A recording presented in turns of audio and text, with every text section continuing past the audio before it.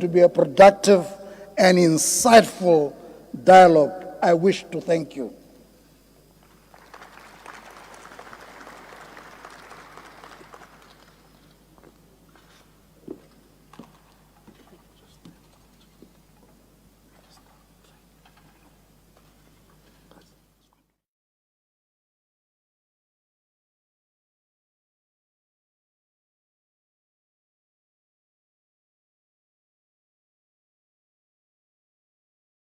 Thank you once again, Professor David Norris.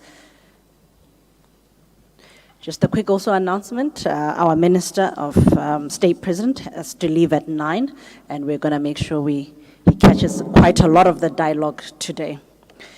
We're gonna have reflections on the 2026 budget allocations. We're gonna have Dr. Said Timono, Secretary Macroeconomic and Financial Policy, Ministry of Finance.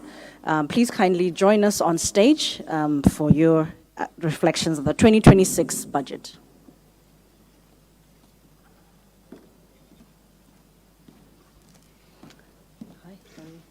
Thank you very much. Bagai Sudimela. All right. I've been asked to take you through the assumptions underpinning the 2026-2027 budget.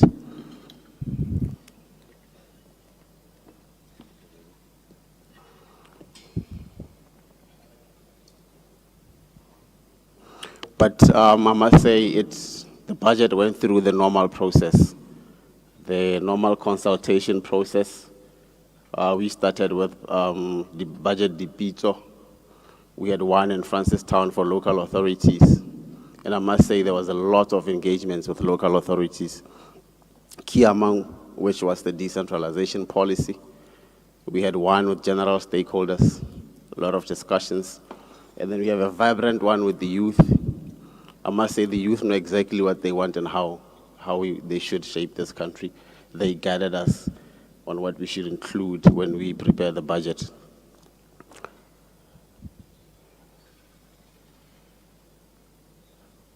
The budget also followed from the minister's midterm budget review statement that was presented in December.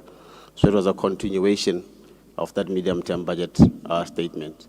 So the whole objective really was to ensure there's policy consistency in the documents that we prepare. So what you see in front of you is the budget also launches NDP 12. It also launches the Botswana Economic Transformation Program, a program that was intense, that had the private sector, the public sector, all participating. The 2026 budget also repositions the role of government. In the minister's speech, you would have heard that government is now taking a strategic position to be an enabler and let the private sector participate.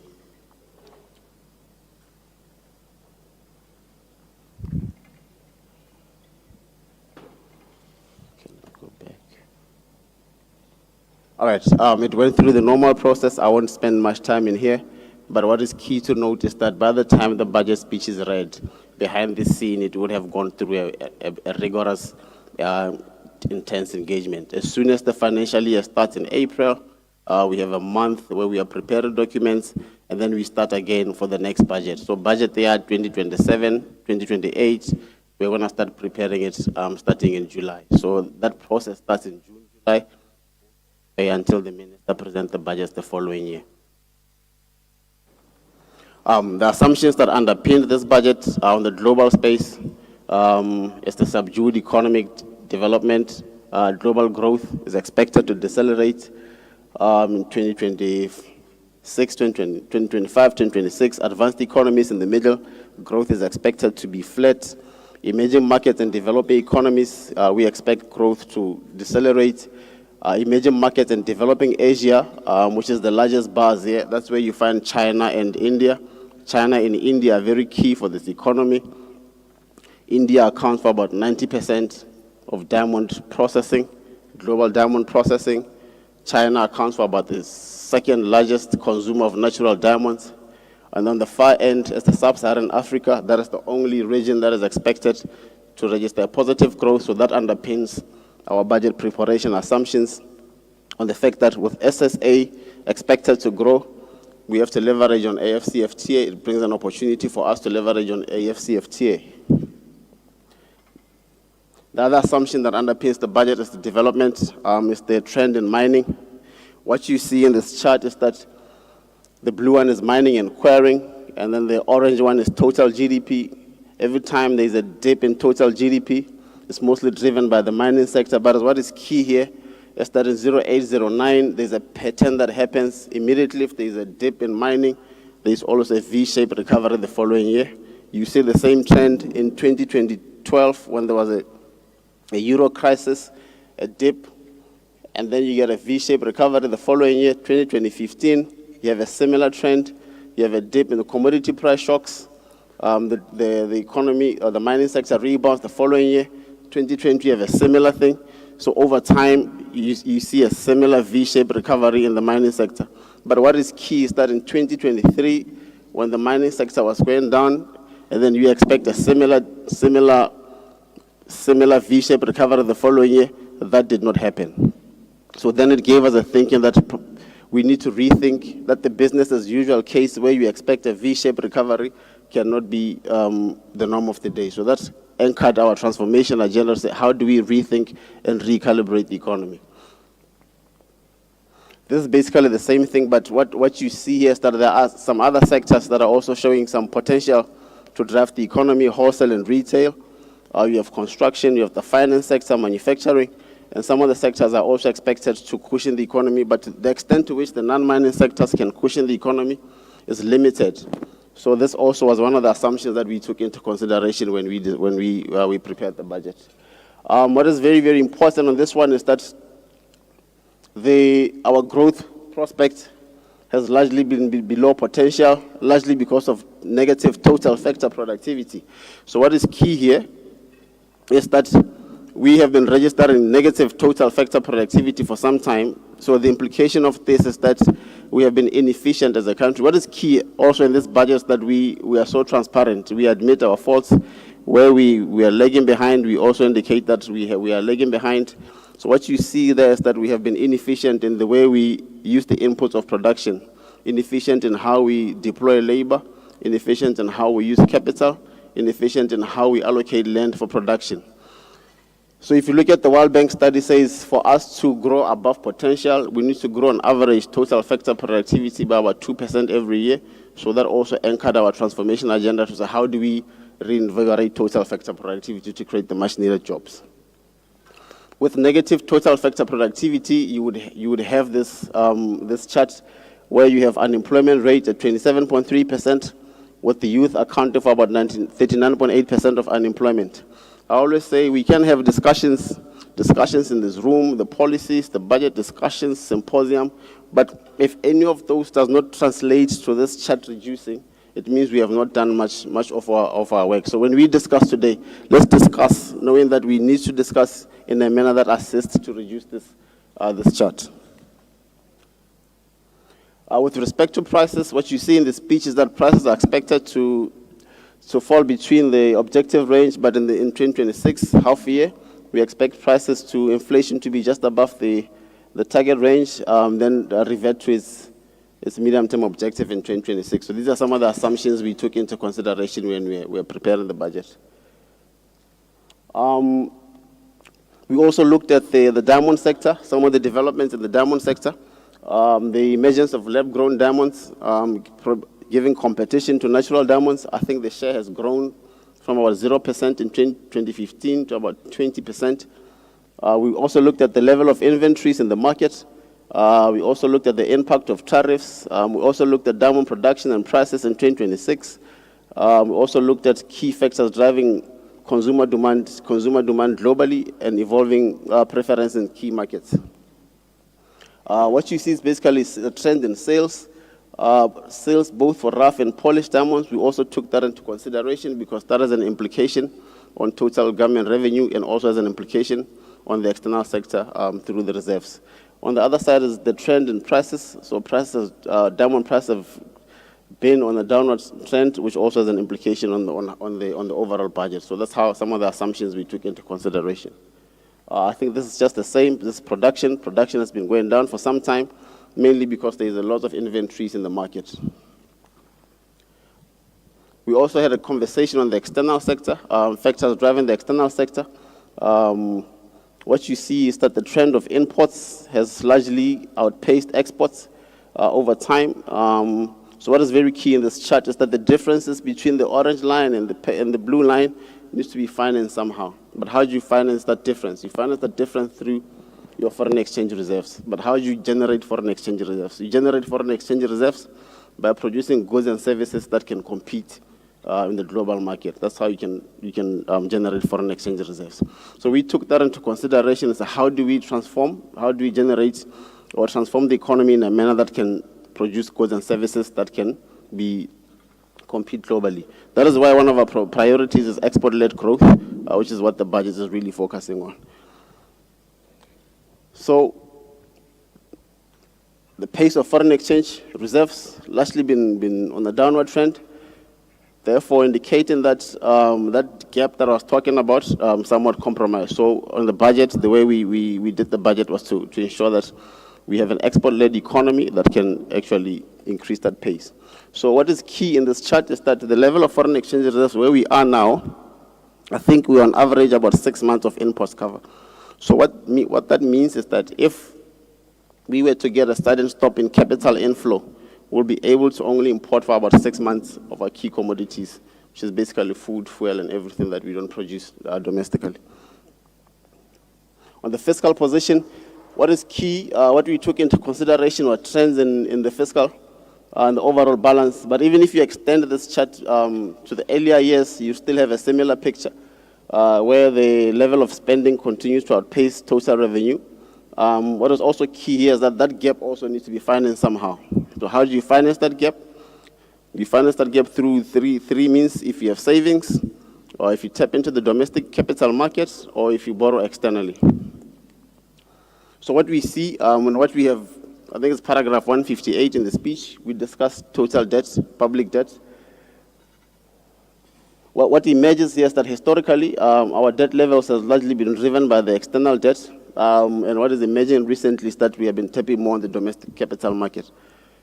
We expect or we project total debt at the end of the 25-26 financial year, which is end of March this year, to be at 38.77%, close to our statutory debt limit of 40% of GDP.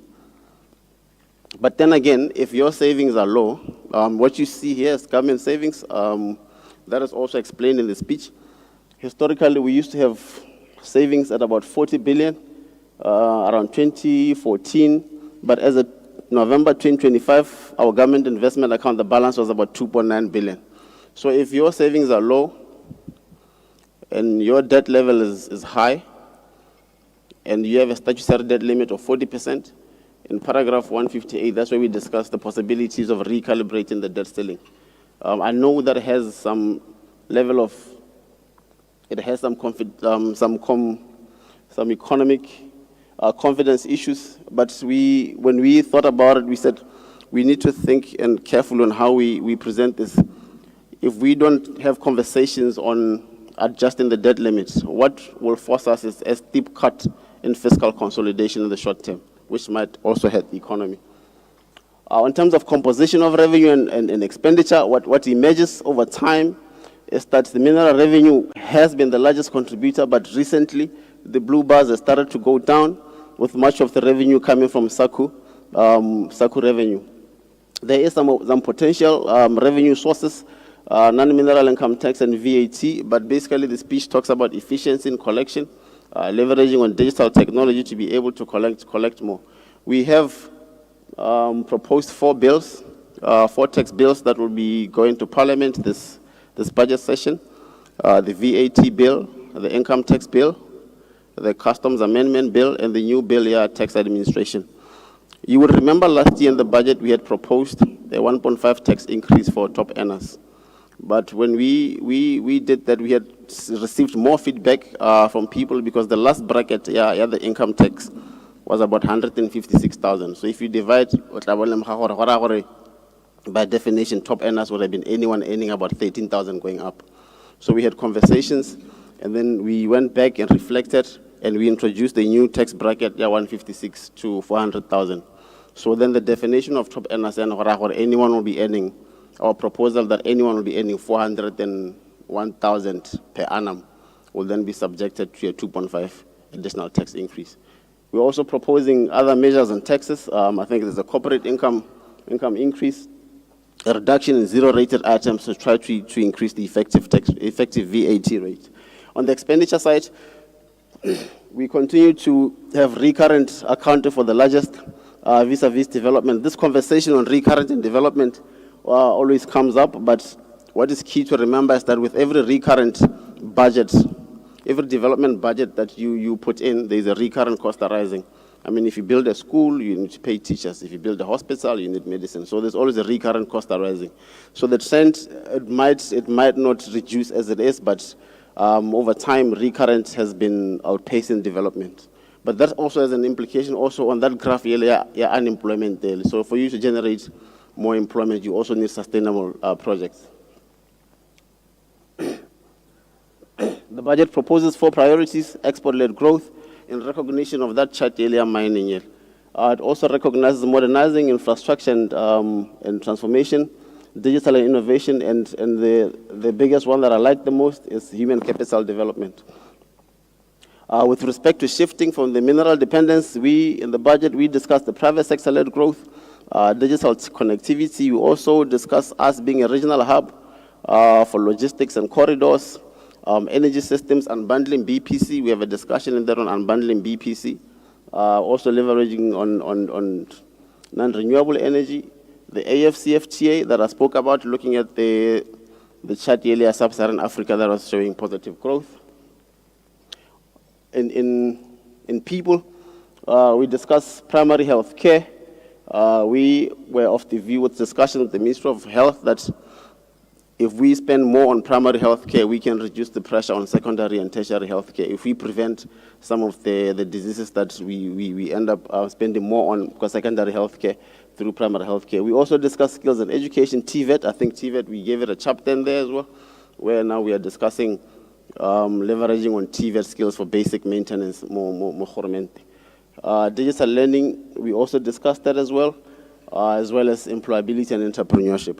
On corridors and transport, what is key here is the upgrade, the water systems, the solar energy, leveraging on the IRP, reliable power supply, and also rehabilitation of both the aviation, the rail sector, and the road network. We also have a discussion on innovative financing on triple Ps, as well as encouraging local authorities to rethink the innovation and reduce the subventions in the budget. With the innovation and digital technology, R&D, we spent some time in R&D. The national retail and payments, which is also discussed in there. The digital infrastructure expansion and village connectivity, we also gave it some of the budget allocation. There are some other cross-cutting priorities that we also discussed: the strengthening of M&E systems, also the green economy and the quality of life.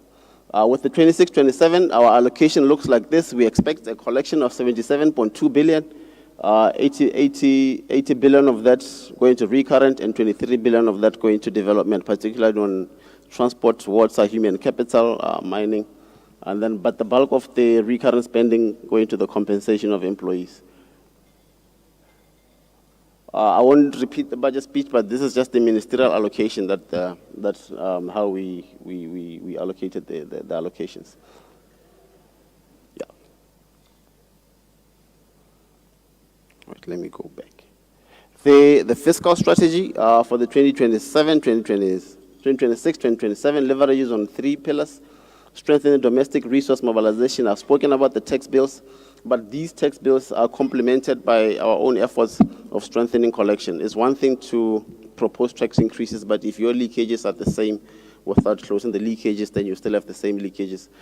Strengthening public efficiency. Here we discuss leveraging on digital tools, combating corruption, and also ensuring that we spend where we are supposed to spend. You would have noted that we have centralized the government purchasing orders to the Ministry of Finance to try to ensure that we don't continue to commit government for non-essential services. So that exercise on its own has revealed a lot of systematic weaknesses and controls.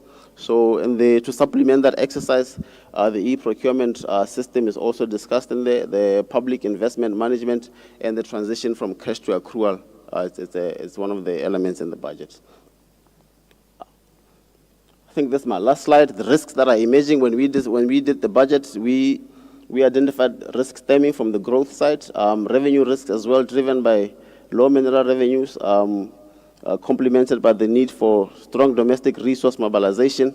We also see risks stemming from the debt side of things. We have a 40% debt ceiling. We have low savings. We are close to reaching that limit, so there's also a debt risk emanating from that. Expenditure risk, the more we delay to fiscally consolidate, we also see that risks might stem from the expenditure side of things. But I must say, there's a level to which you can consolidate.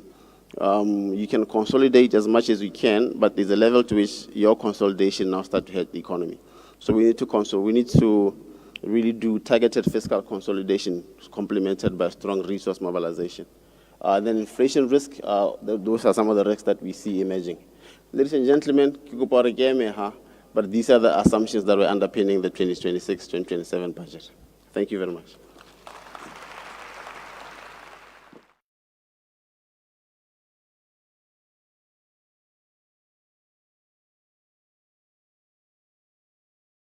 It's imperative to ask the right questions during such dialogues. I think a lot of people are going to be looking forward to hearing a lot more around health and education, especially here as a education facility.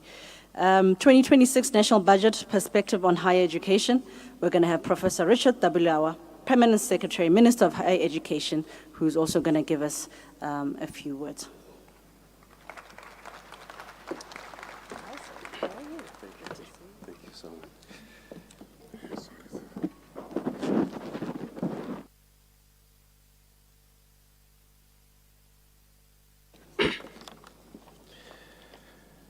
Thank you so much, Directors of Ceremony.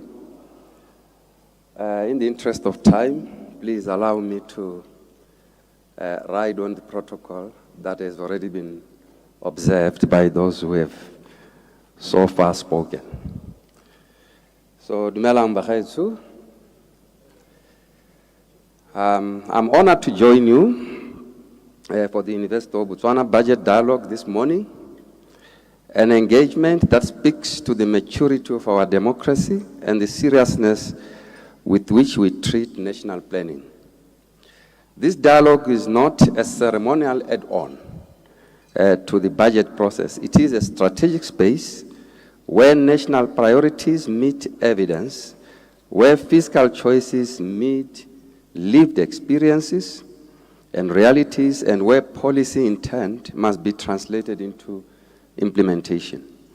As government, we welcome and we need this kind of informed debate. Our budget process is increasingly guided by fiscal transparency and early public engagement precisely because we are navigating a complex domestic and global environment that requires clarity, discipline, and unity of purpose. Dr. Timuno has mentioned this. In the national context, there are hard truths, clear choices, and decisive pivot that Botswana are fully aware of, that the global economy remains uncertain, and that commodity cycles are no longer something we can simply wait out. Our own outlook for diamonds, historically a major anchor of national revenues, faces headwinds that include weaker consumer demand, shifting preferences, and pressure from lab-grown alternatives. This is not speculative. It is evidenced by market developments and the fiscal risks highlighted in our national planning documents. This context matters because it directly affects our fiscal space, what we can sustainably fund, what we must prioritize, and how quickly we must reform.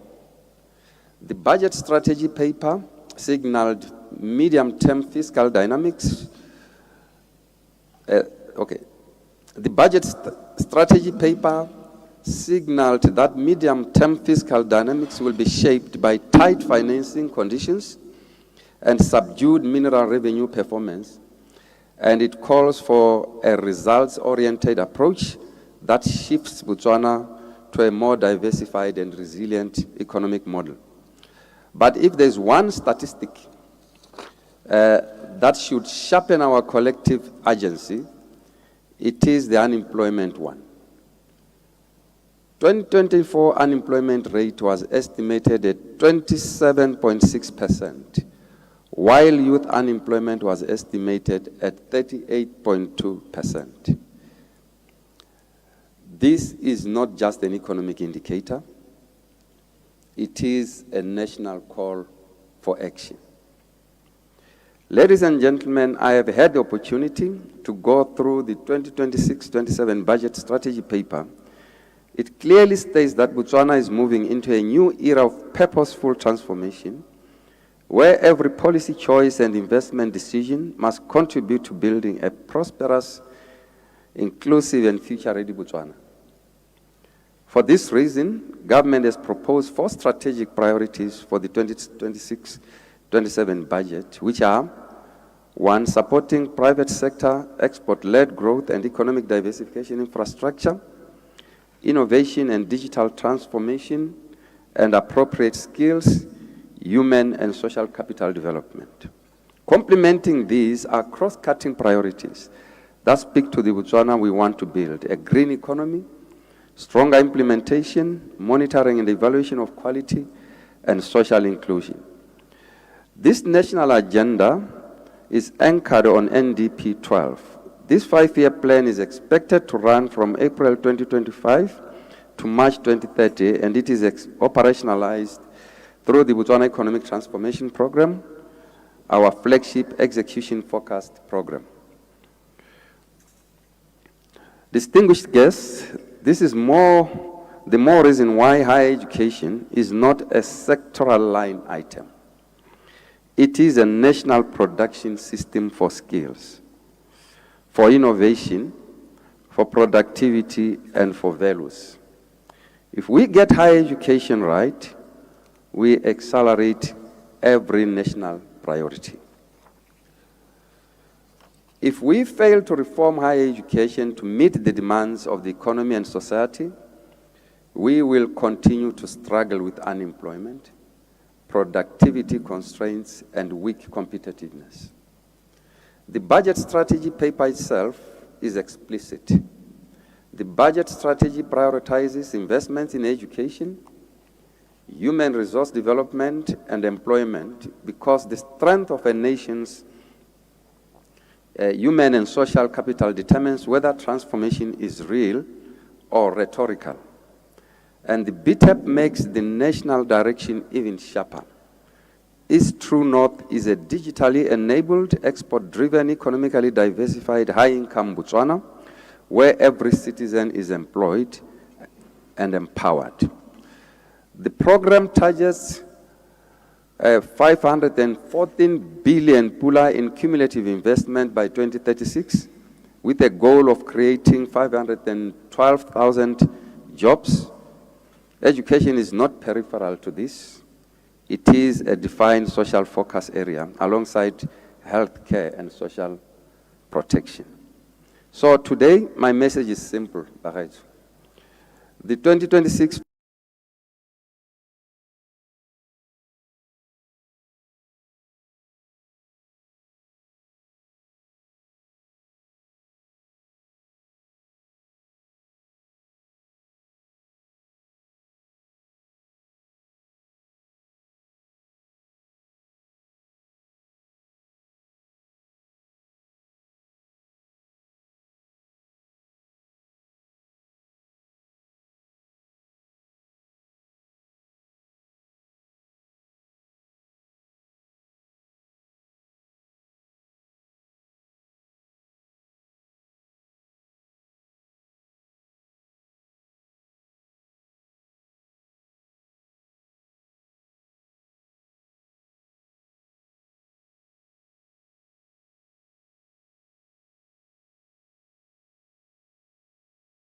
process.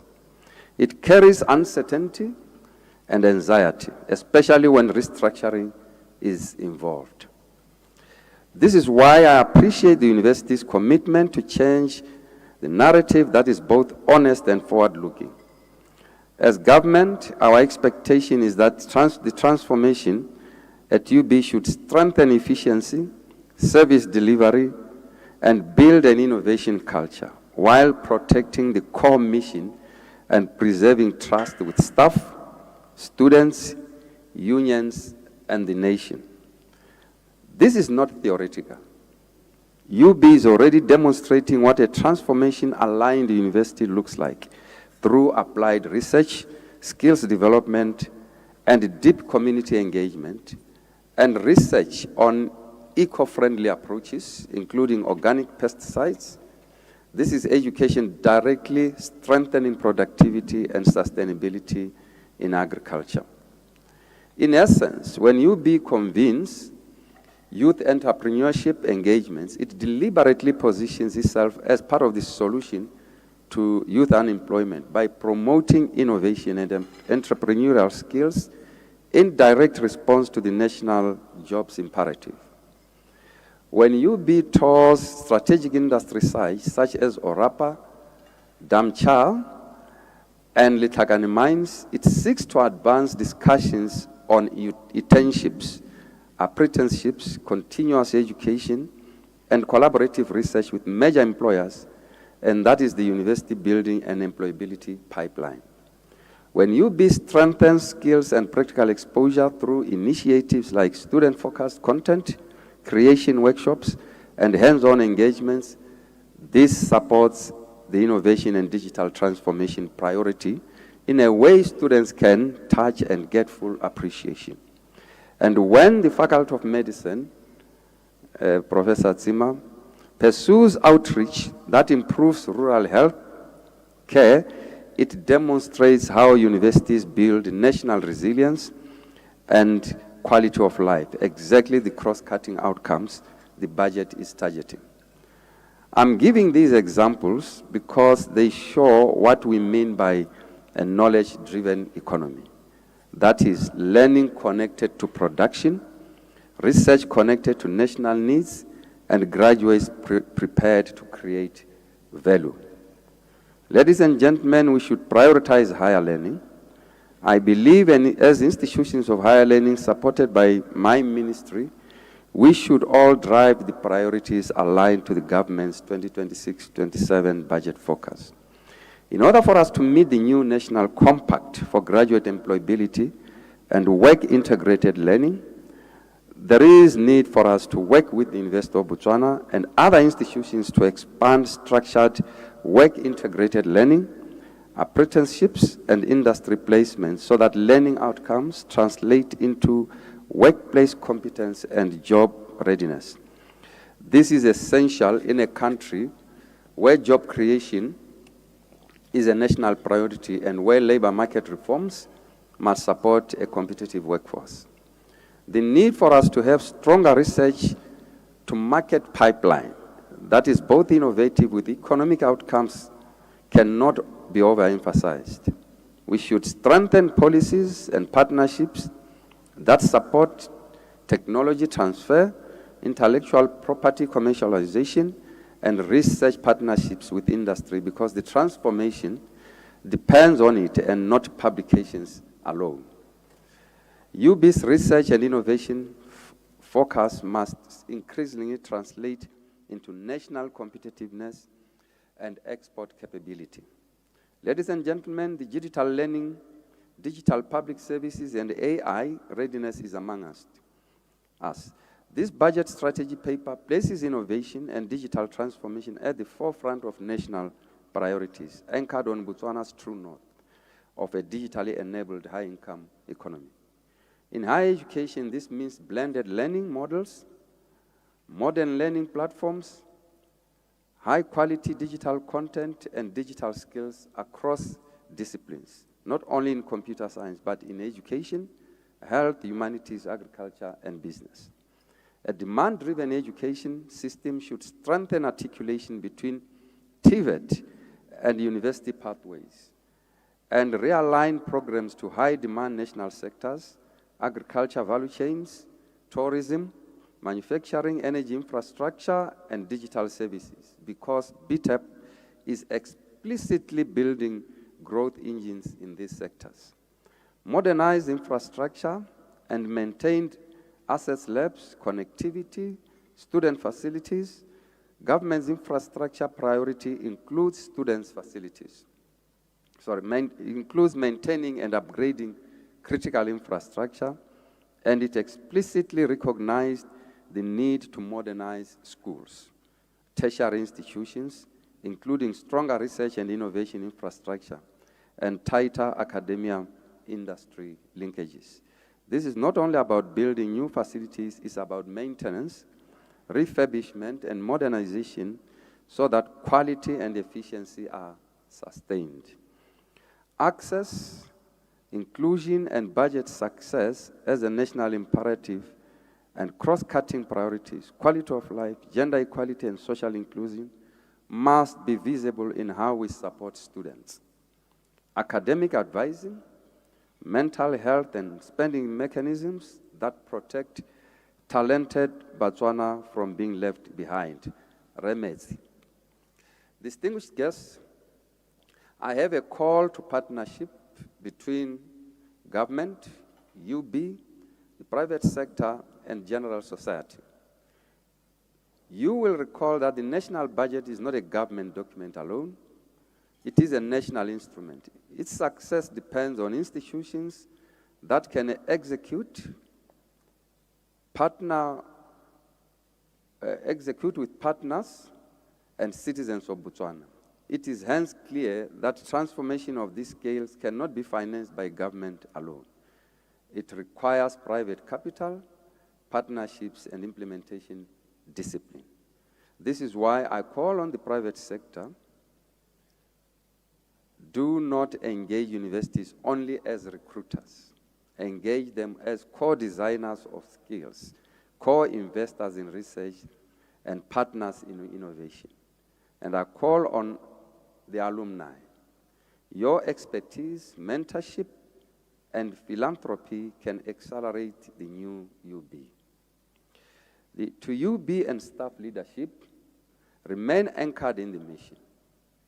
Build trust through transparent communication.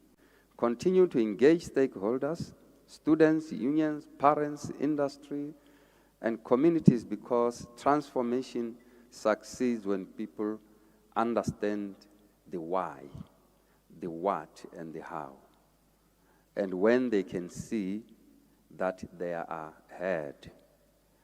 In conclusion, program directors, the 2026-27 budget focus is clear. Botswana is pivoting decisively towards a diversified, export-driven, digitally enabled, and skills-rich economy. This pivot is informed by youth demographics, our competitiveness ambitions, and our national conscience. As such, that is why higher education must stand at the center of national transformation. Let history record that in this season, when fiscal pressures were real, when diamonds dwindled and we needed bold choices, Botswana chose to invest strategically in its people, to modernize its institutions, to support innovation, and to mobilize a whole society effort for jobs, productivity, and inclusive prosperity. I thank the University of Botswana for convening this dialogue, Professor Norris, and I commit to a reform-minded, partnership-driven approach that makes higher education a true engine of the 2026-27 budget priorities and beyond. Ke a leboga ka pula bagaetsho.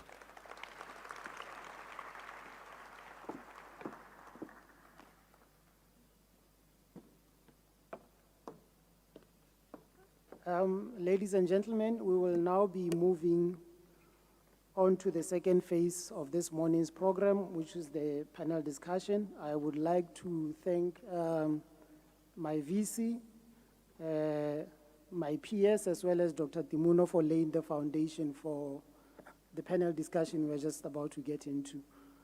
I am going to request that our students please move to the chairs up there. We have some elders who are struggling for seats. I'm going to respectfully ask that you move towards those chairs and make space for our elders. Let us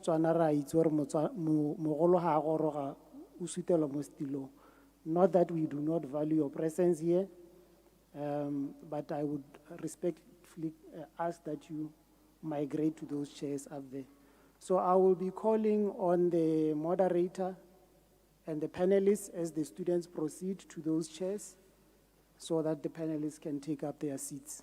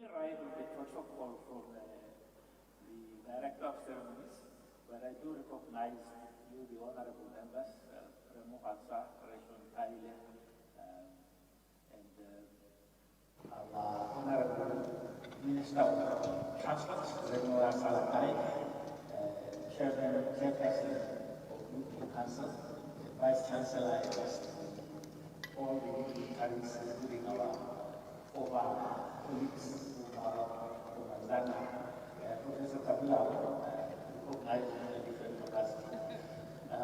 We have a very short 1 hour, and I'm very grateful.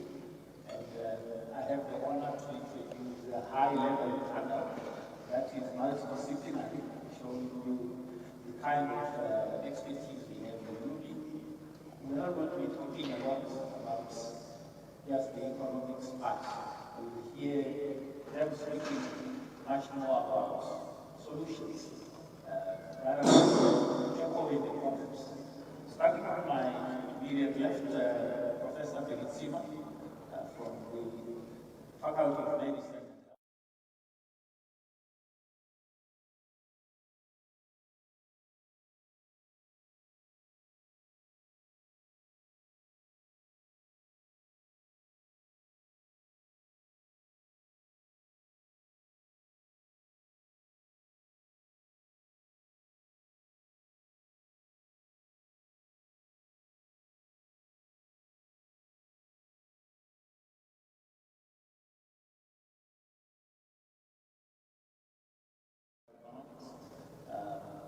And lady is Dr. Timbali Consult from our Office of Research and Development, and of course, Dr. Tamuna Said has just presented to us the assumptions and all those. Short of trade, I will request first Professor Freeman to just give us a very short reflection on the budget, then we'll get to a specific question. Thank you very much, moderator. Good morning, everyone. Just my takeout from the budget scheme, I think what is critical to me, maybe exciting to me, is the focus on private healthcare, which, as many of us know, this country is well known for its focus on primary healthcare. My mother was a nurse, and we grew up knowing that the basis of healthcare is in the primary care setting. Prevention, as they say, is better than cure. That also follows with the money. As Dr. Timon had already mentioned, highlighted the budget. It seems like government is really picking up on that, that the high costs of healthcare in this country are really driven by the high end of care that we tend to have. So, as somebody has said before, we need to go back to the crossroads, like where our country was well known for its focus in primary healthcare. And I think the budget here really talks to that. Very excited about that.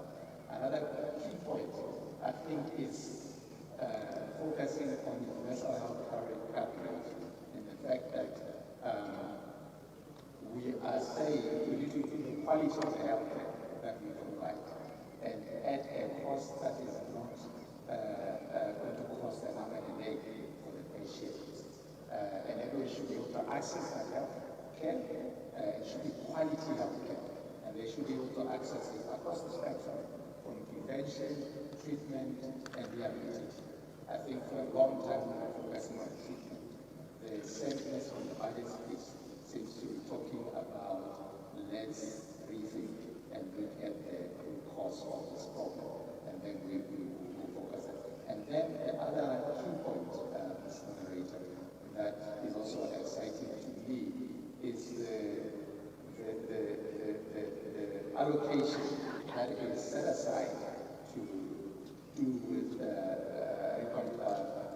rehabilitation of our clinics, which we know every Botswana has been complaining about. And I think this talks to quality. It's not about putting in the money.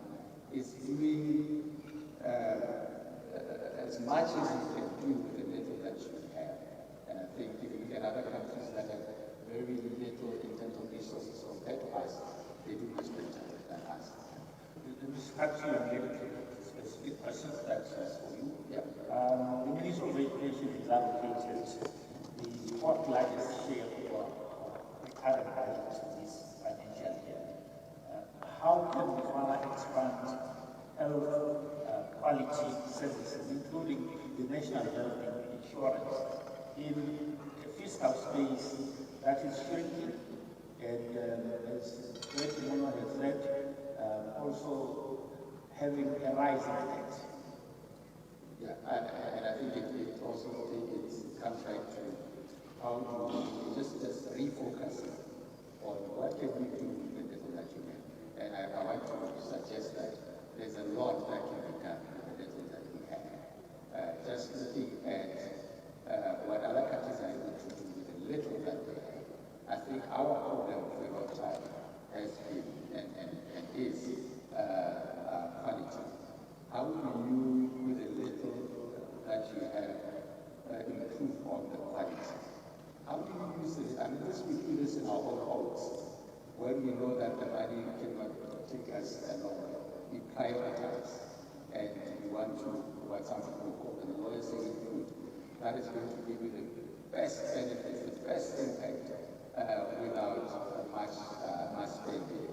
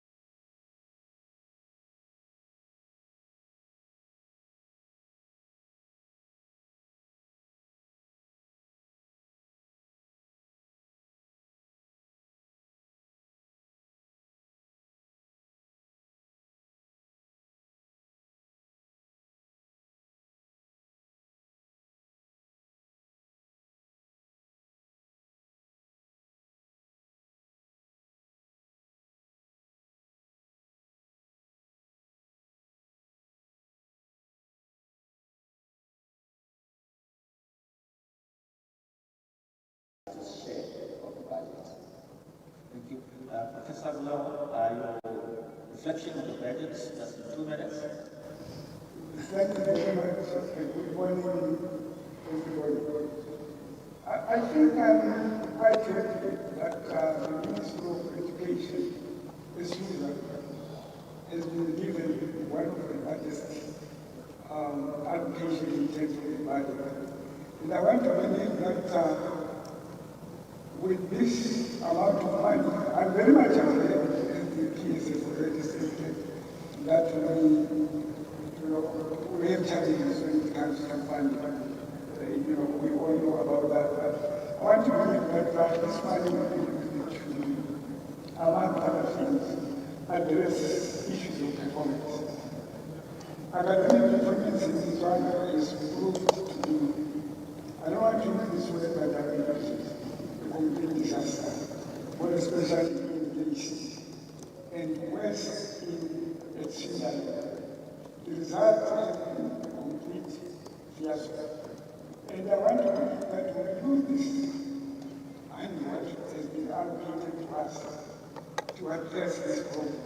And later I'll explain why we are in this predicament. It all already, just mentioned it all started with automatic promotion from primary to basic.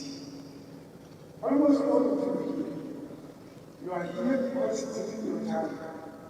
After primary education, PSF examination, you qualify to go to secondary because you either attending an A or an upper. But now it's everybody. And I want to believe that we will use this allocation to address this problem because it's a problem. We talk about unemployment, it's because of this problem. We started when we made the point that everyone was promoted to go to secondary. And I'm talking about people who had literate. So you moved children from primary who had not mastered primary skills and competencies. You send them to secondary. So they are in a secondary, at secondary level, and whereas they have not mastered primary skills and competencies. So we will elaborate on that. That is where the problem is. Yeah. Thank you very much. Just on that, Prof. Bulawa, I think you've already almost got there. Yeah. The Minister of Education historically has been getting the lion's share of the budget, and yet the outcomes are almost a disaster. The rates of return are not, commensurate with, with the money that is put in there. So my question to you is, given this, how can we improve the efficiency and effectiveness of education spending going forward? Yeah, that's... How do we get the value for our money? Exactly. You see where the problem is. I alluded to the issue of automatic promotion of our children.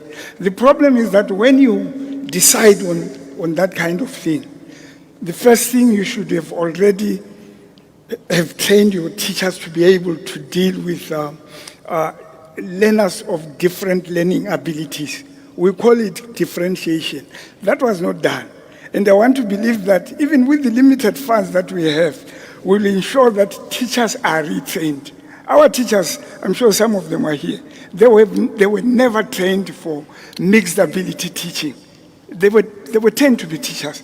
Now you give them this large class, the majority of whom have not really done well, you create a problem. So I want to believe that UB has a lot of expertise that would help the Ministry of Education. But sometimes people always say, why don't you get closer? No, it's always better if the ministry says, please, let's work together. Because it's the ministry, they have the children, it's their children. But all I'm saying is that we must use that money to ensure that teachers are trained. Not only that, one of the things here, when you create a problem like that, remember it's called a differentiation. You must differentiate. You must make sure the curriculum takes care of the different learning styles, learning abilities of the children. It has not been done. We are still using that one-fits-all curriculum, so that a student who gets an A star and one, these days they've got U's and stuff, they write the same exam. So what do you expect when a situation is like that? We need to change that. That is a problem. That we should use the funding that we have been given now to address. One of the things that we may have to do, and that I think I've talked to Richard about it. Sorry, PS.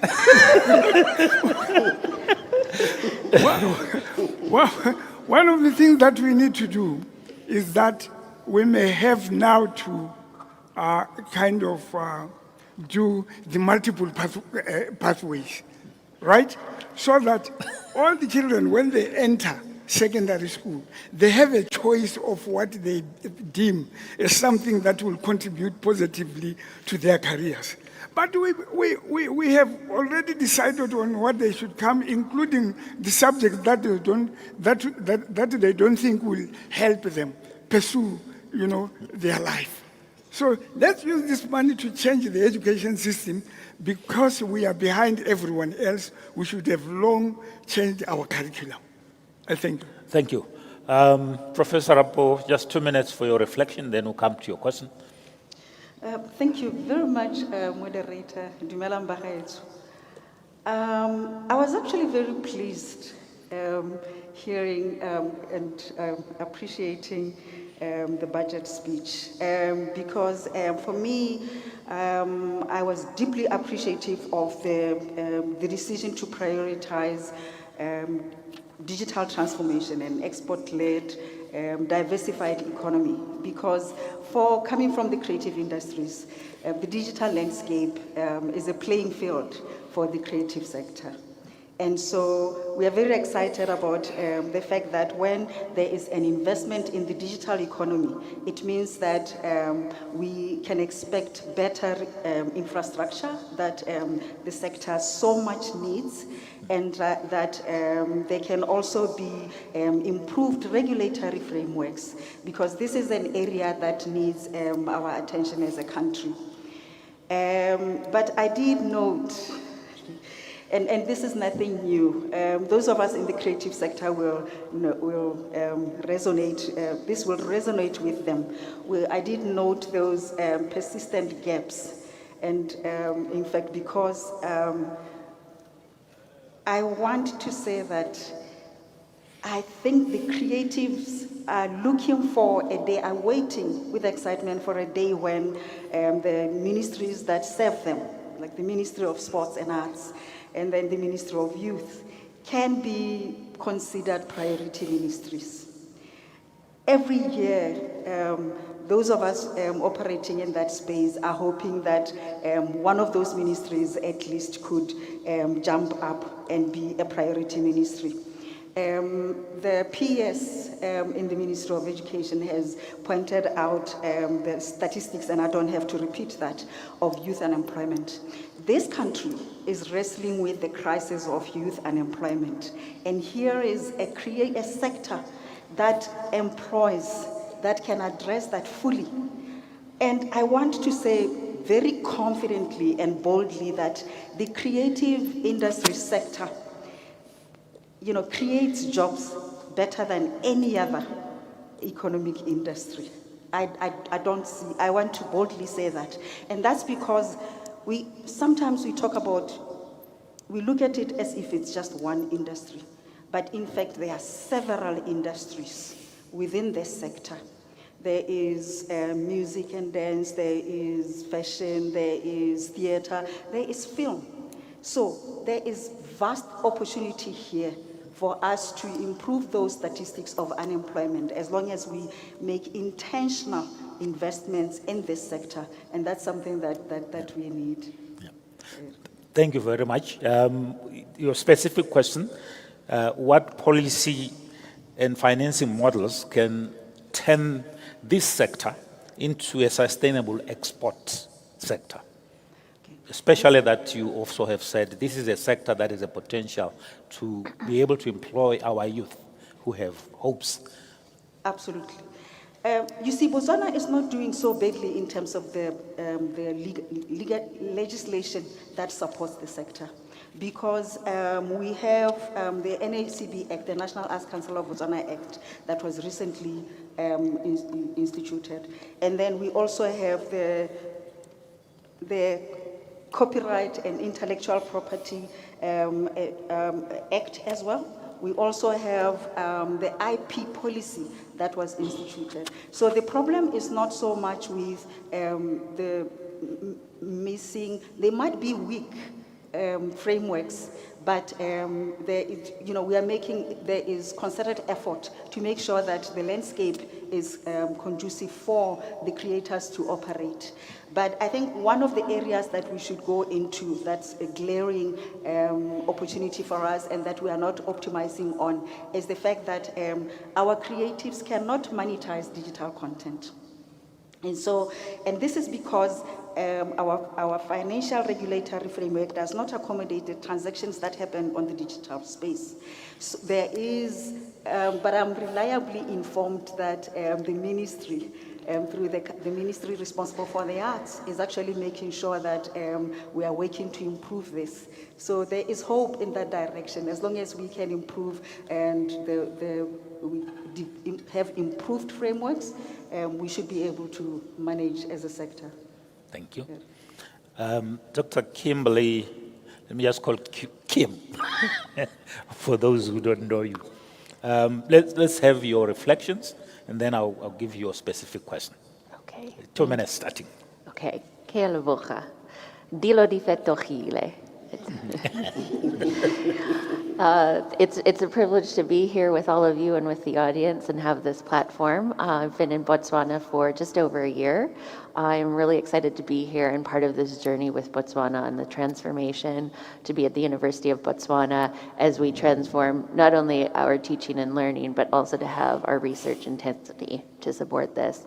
As you can see, if I'm going to speak to the digitization, I've kept my notes digital.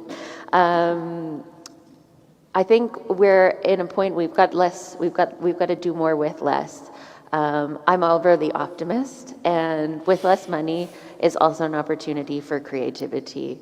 And I think digital solutions and the digitization really support that. The budget speaks to fiscal prudence, and we can improve our efficiencies and we can reduce costs with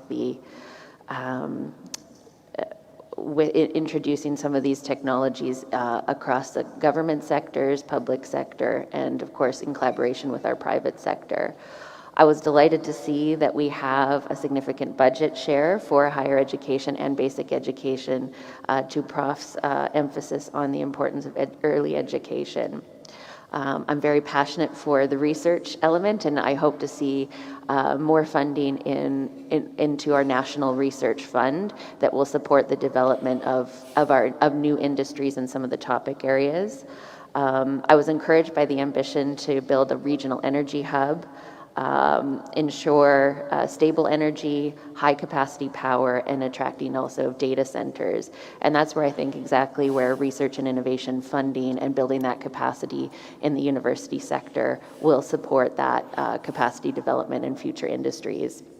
I was also excited to see mention of the Village Connectivity Program. So that's expanding the fiber optic to our rural communities. That enables then for our digitalization and those job creation outside of the cities as well. It also supports our research when we're doing data collection, engaging with communities, that it makes that research process more streamlined. And so also just seeing that the digital is really at the heart of all these industries. If it's healthcare, it's education, it's the creative sector. It touches all of our areas. So it's nice to see that it's not a side project, but that it's really at the heart of the infrastructure development. On your specific question, how can these investment in the digital economy be used to transform into jobs, especially jobs for the youth? Yes, so I think I'm really passionate with the digitization and how we collect our data, so data across sectors. So this is digitization is going to help us improve our efficiencies, cut down waste, and also ensure robust processes and systems. With the data, that allows us to make data-based decisions of where we are investing our income. I'd like to also touch on that. I see that we've got a few, we're talking about national IDs, we're talking about procurement. I think the end-to-end process of this, so that we've got integrated systems. We are a small country, so it cuts down duplication. So that will improve, it'll improve our data, it'll improve our systems, or improve our efficiencies. It'll enable, I'm really quite passionate as well about the human capacity development. So if we can introduce digital technologies and efficiencies, including artificial intelligence, that enables us also when at the university, when our programs, that we're upskilling not only students, but we're upskilling employees. And so that allows us to all be involved in higher value work and input into the economy. So the efficiencies of the digitization, I think, is it's more of an opportunity for job creation and something not that we can actually find a greater purpose in what we're doing. And I think as well, I'd like to touch on the creative industries. I see, I was speaking with someone recently about artificial intelligence. They're doing a survey across the continent. Immediately we think of agriculture on the continent, and that is a really important space. There's agriculture, there's tourism, there's healthcare, but as Prof was discussing on the creative industries, GDP growth of creative industries in Africa is expected to go to 4% by 2030. The barrier to entry is lowering, especially with digitization. We can now create micro dramas on mobile phones. You can edit as you're filming these, so you can significantly cut down on costs. You can create new jobs. This can attract it can attract tourism. It can, it's a cross-cutting with set design and production and business studies. So it's another area if we think of immediately with digitization. We're thinking maybe cybersecurity, we're thinking of financial services or agriculture, but it really touches on everywhere that has an opportunity to open up the job market. And I think I just want to make maybe one last, as much as we're doing the digitization of our services for the public, so talking about IDs or that outward facing, I'm really passionate that we're working together across public sector and government to improve our day-to-day operations, to digitize what we're doing on a day-to-day amongst ourselves, because that'll improve our own efficiencies. It makes us easier to work with the private sector and global partners. Thank you. Dr. Tlhalefang? Thank you. Yep, your 2 minutes reflection, then we'll get to your specific question. Thank you. As has already been said, the budget is by far the most important annual statement of the government. In this regard, it is critical that when the budget is being prepared, there's got to be participation and transparency in the process. Participation in terms of ensuring, individuals, stakeholders are involved in the process. Of course, we can't all be, sit together and do the thing. What strikes me in this year's budget is that the budget strategy paper and the budget visuals, came very late, and I'm not sure whether, the views, the thoughts, the thinkings that you received from this consultation were able to see through the budget. So I would like to next year, the participation comes much earlier and also be broadened. I also, find it interesting and commendable that you extended the avenue for participation other than just the budget visuals, the calls that you received. So that's another avenue, and that's a good thing. This also needs to be transparency in the preparation process. And transparency also in terms of the implementation. And we can only, that ensures that we are able to hold government accountable. Now, if some documents are not provided, if some information is not provided, we are not able to hold government accountable. And what is surprising about this budget is the fact that you have a substantial amount of allocations, particularly to the PDF, that should not be paid now. These are arrears that possibly should have been settled or paid 5 years ago. And the result is that now the budget, we are now reaching the budget ceilings or exceed the budget limit.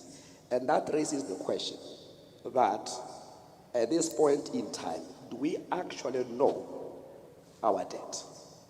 Do we actually know our debt? And we need to be honest and open and tell Botswana the level of the debt and how we arrived at this debt level. We saw it coming. There have been arguments since 2010 that the economy is not performing well. The diamond revenues are on the decline. Meanwhile, the expenditure was rising. And we're not capping the expenditure. At one point, we're going to have to do that. So it's an issue of whether we start preparation for the soft landing or we want to do things the hard way. The second thing about this budget is, one way in which the budget or government can stimulate the economies in terms of the allocations, the aggregate and the distribution. And second is the announcement or the physical tools. And what is striking about this budget is that each one of us here, individuals, firms, this year's budget will actually affect us more than any other one. First is the VAT. Second is the increase in the tax bracket that will be presented to Parliament. So we either as households or individuals as firms have to start making preparations and adjust in a calm way rather than delay the adjustment process and tomorrow be saying, look, things are difficult. We see that. The other thing I found interesting about the budget is the theme itself, ushering economic transformation and fiscal prudence. There are sectors that appear in the budget, 6 that are prioritized and seem to be the ones that will be able to transform the economy, which raises the question whether those sectors are transformative. As stated in the budget, these are sectors that have high value addition. But at the same time, these sectors are less labor absorbing. So if you have high unemployment, and the high unemployment arises or is merely consists of those workers that are less skilled or individuals that are less skilled. And if your strategy then focuses on high value sectors, high skilled labor or skilled labor intensive, how are you going to be able to absorb the low skilled labor? So for me, let me get now to your specific question. You'll have another opportunity to. Your specific question is looking at the fiscal consolidation without stifling growth. And as you have already indicated, the budget deficit is adding to our debt this year, almost going towards the ceiling, which is 40% of GDP. The SADC guide is 60% of GDP. And most countries in SADC a bit above that and coming towards 60%. Botswana has not been experiencing that. It has never had to shoot the ceiling. So my question then is how, as a country, firstly, whether this budget is fiscally prudent and sustainable, and secondly, what mix of revenue reforms and spending restraints can stabilize the debt while supporting private sector-driven economy? Thank you. Let me deal with the first part, whether the budget is fiscally prudent. And here then we need to focus on first aspect is the debt. The announcement that the debt ceiling will be recalibrated, and there's a general agreement that a higher debt level or even readjusting the debt ceiling upward is not a good thing. It's not a good thing, and it is a surprise to the market where you lose confidence in the market if you do that. It leads to high interest rates, which increase the cost of borrowing. It may also be, anti-developmental, depending on how it's done. So, the issue then will be, should we increase it? And my first point will be, how did we arrive at the 40% debt ceiling? And how did we arrive at the 40% domestic and 40% external? And next then will be, what is the threshold level of our debt to GDP ratio? If the threshold is 60%, then it is prudent to be able to raise it to that level. That will be my argument. But we must also be careful that we don't continue, get into the habit of raising the debt level. Then the second part of our question is the what policy mix of revenue and spending. And here I need to very short. The revenue mix, in my view, is well articulated in the budget, and I subscribe to that. You need to raise the tax base. We need to increase the efficiency in tax collection. But the third thing, which is not coming out very strong, we need to reduce the tax expenditure. And the tax expenditure here is the amount of tax that should be paid, but that is not, in terms of VAT exemptions, in terms of tax holidays and so forth. That we need to look into and find how much is that about. The other thing for me will be the subsidy. We need to really look at the subsidy. We need to make difficult choices. Is the way the subsidies are implemented now, are they benefiting those that are intended to benefit? If we take electricity, this is intended to benefit the poor. But do the poor have electricity? So we need to really look at these subsidies and ensure that the subsidies are targeted so that we reduce. Thank you. Just for you, Dr. Timono, before we open for the audience to do a quick comment and questions, yours will be a reflection on two areas. We currently have a youth unemployment of 38%. There's a figure of the youth not in employment, not in education, not in training, which is rising and now at 40.2%. What is this budget talking about those youth? What do we have in store for them? And the second one is, we are proposing to increase tax for the upper bracket, the 4,000 per annum, by 4,000 per annum by about 2.5%. What do you think the impact would be? Have you, on the household sector, have we done the cost benefit of all of these, and how did we arrive at that? Thank you. Just 5 minutes, we'll have another opportunity. No, thank you very much. And good morning once again. Let me start with that one because it cuts across the discussion she spoke about the arts. I think we dedicated a whole section on the National Fund of Funds in the budget speech. We also admit, you would have seen it also in the 2025 budget speech as a paragraph, but then we also admit that we have not made much traction on that one. We see the MSME sector as critical in unlocking employment. In that sector, we see it being excluded from the financing ecosystem. So our immediate address to that is through the National Fund of Funds, which we have proposed. In fact, we'll be having a discussion next week where we are calling everyone, the creatives, or Masape, operatives, everyone who has been excluded in the financing system. We see the architecture that is largely collateral-based, excluding some of those who do not have collateral to access finance.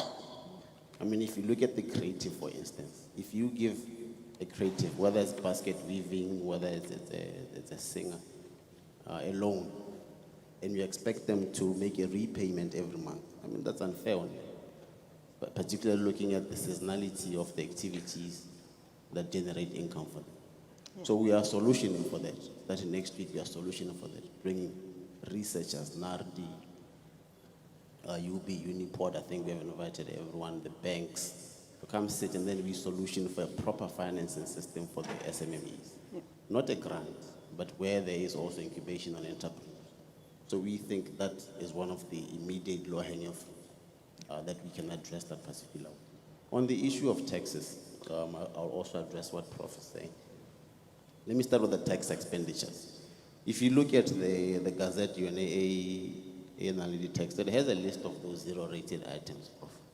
When you look at the effective VAT rate that we have in Botswana, it's 6%. When you look at the VAT rate, it's 14%. And much of that is the tax expenditures. List of zero-rated items, that's where we are now. They are not serving the intended purpose. So we said, let's look at this list and unlock the additional revenue, particularly on VAT. VAT on the digital space, we also have that. On the income tax side, we did a couple of simulations with the Botswana Unified Revenue Service, and we said, remember we said last year 1.5, and we had a backlash from the unions came and said, look, if 1.5 tax increase for tax earners with a bracket there 156, 13,000 pula per month. And that includes everyone, teachers, police, and those that cannot be called top earners. So we went back and reflected and said, okay, how do we do this again? That's why we proposed a new bracket. And our simulations suggest that we will have an additional income from that particular one, plus the one on corporate taxes. The one on corporate tax is about 3%, and it cuts everyone, even in the manufacturing development order.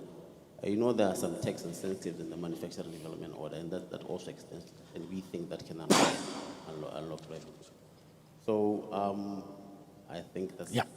Thank you. I think we'll have 10 minutes of having questions and comments from the floor. Let's be very pointed. Let's not make another presentation. We'll see by show of hands, and the director of ceremonies would help.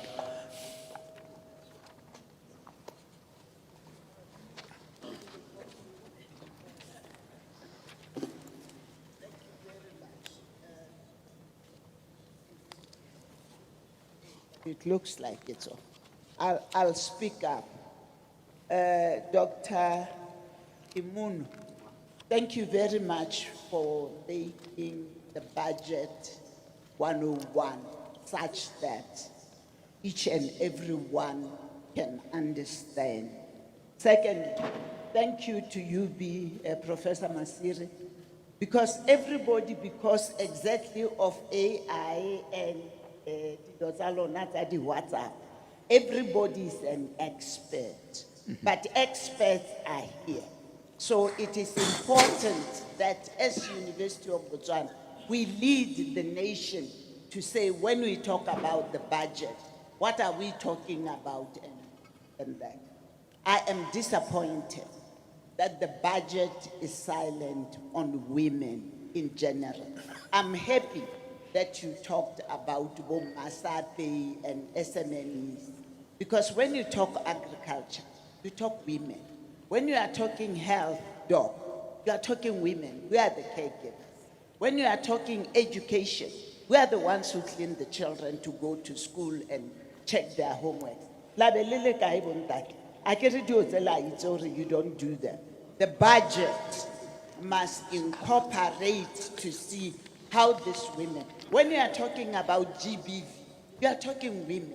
So all the societal issues which affect women adverse they are not going to be productive as we deem and as we want them to.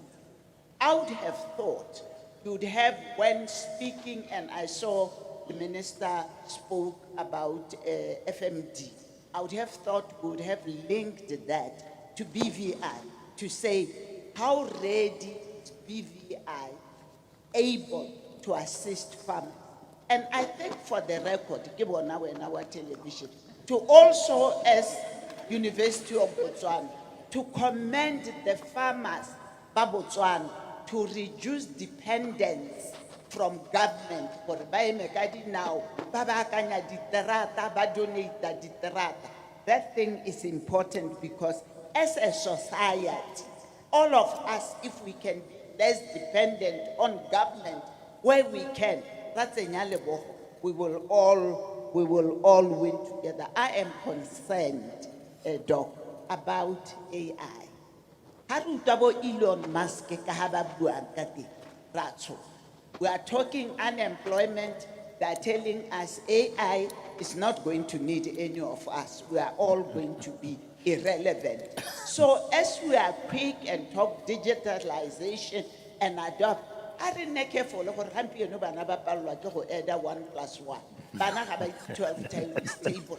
And all these things go to AI. To your point, where we say differentiation, are categorize our learners. Lastly, my honorable minister, the tolo di guy, is a leke can say her positioning, you know, la ho yone, is solo heads out. They can maintain road infrastructure and we can do fairly well. Doc, when I go to a safari and I pay to a company in the UK and I pay to a company in South Africa, tota bothalenyana jo le bo dirisang gore madi a o lebeletse la tax ka he rona bo re baletse re le ko tourism ne re sa itse gore exactly re reng. In conclusion, corruption, we talked corruption, ke sa le re nna excited le bua bo forensic audit ra re rona bangwe ba rona le nna ke le mo teng ba re beile madi ko nte le tabusa ata na re thusa kana le didimetse hela tu ga re bone di results tsa lona mme le tsere madi la itse gone ko le re soloheditse dilo re bona yanong o ka re le ntse le tabusa le mme ke rapela la bohelo gore please don't go over 40%. Bone ba se nang diroba ga ba ka ke ba ta ba kgona. Thank you, Chancellor. I am going to allow the minister to dispense of the issue of toll gates, and I'll take my question. Thank you very much, the Director of Ceremonies. I never thought there would be a temptation to get me comment on this one. But of course, it's true, it's very important. The ministry is also prioritizing the issue of toll gates. I think for now, what is saying is the procurement issue, there's vision, but you already have people on the ground doing feasibility studies. Thank you very much.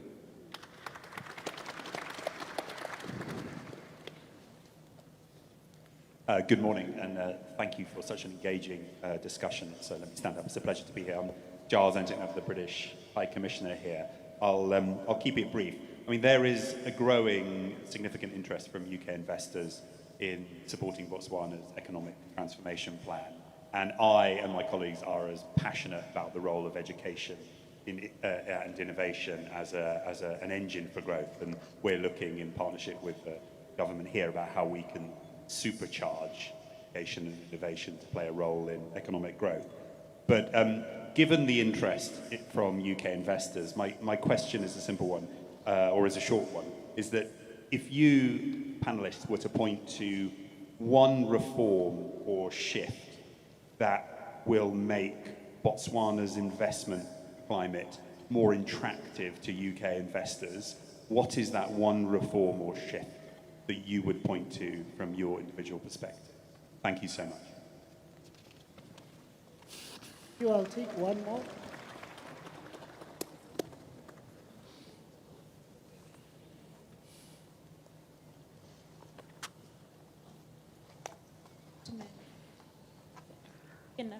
Thank. I am a student at the University of Botswana. I also for the radio effort. Mine is a question that, also let me just point out before I go on to the question, quite disappointing that we are here in the University of Botswana and yet the panelist does not have the visual school, this very school. You are trying to address situations that are happening at the university and yet you have us in conversation. I don't know if it speaks to the lack of confidence you have in the assistance that you provided already in the education system, or perhaps it just speaks to the lack of confidence there or in terms of knowledge you have the youth. So I'll cut straight to it. There's a disparity when it comes to theoretical formation and relaying it into the practical world, which is quite often the struggle for us, most of us in fact, because there's a lot of us here who attest to that. And I ought to say, there is not a curriculum that encompasses solutions for now.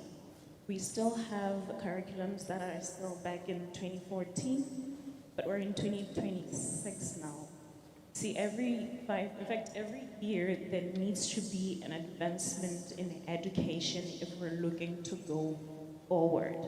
The element for me about education is that we should applaud to be critical thinkers in any situation that we come across. Sitting in information that was then perhaps maybe applicable in 2014 does not help us now. Engage us. We get it. We're very educated and we love it because it means we can actually learn from it. But if you teach me something that does not solve your problem and put me in the office, not only are you setting me up for failure, setting me up for disappointment and depression, because not only am I dispensable as an invaluable asset, because you're also limiting my ability, because there's not much that you're giving me to work with. Thank you. Thank you for your comment. I would like to quickly respond to the issue of students not being part of the panel. What I would like to confirm is that indeed we do value the voice of students. In fact, in the previous 2 installments, we had a student being a part of the panel. So the idea this particular year was to allow different voices in the panel. It's not that we don't have any conflict in our school. We'll take one more from this side and then we'll go back to the... I pass my blood to you all in the mighty name of our Lord Jesus Christ. My name is Kauboka Khaleboe. I have 2 questions directed at Mem Rapo and Syed Khalifang. For Mem Rapo, I want to address the issue of the arts outside of the mainstream. I am a thespian, by the way, and I've been to almost all competitions. I've been to ABOSPA, BOSTA, and National Arts Council competitions.